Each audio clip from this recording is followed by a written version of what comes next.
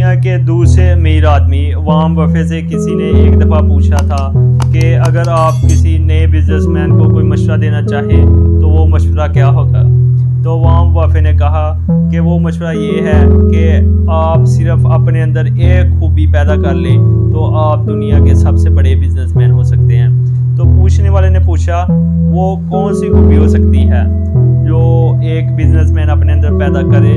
تو وہ دنیا کا سب سے بڑا بزنس مین بن سکتا ہے؟ تو وارن بفیٹ نے کہا لیڈرشپ کی کوالٹی، یعنی اگر آپ اپنے اندر لیڈرشپ کی کوالٹی پیدا کر لیں تو آپ ایک چھوٹی سی دکان سے ایک فیکٹری میں اور اس فیکٹری کو گلوبل برانڈ بنا سکتے ہیں۔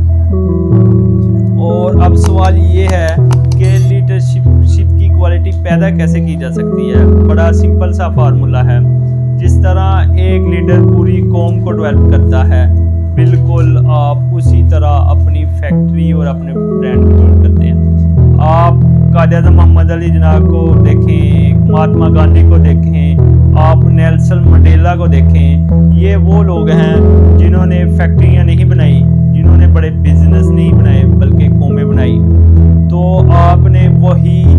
بڑا پروجیکٹ اٹھا کے ایک چھوٹا سا پروجیکٹ اپنے گھر میں بنانا ہے۔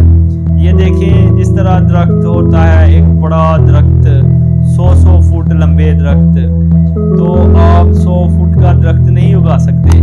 لیکن اگر آپ اسی قسم کا درخت ایک گملے کے اندر لگانا چاہیں تو وہ چھوٹا سا پودا لگائیں گے، بیج لگائیں گے اور وہ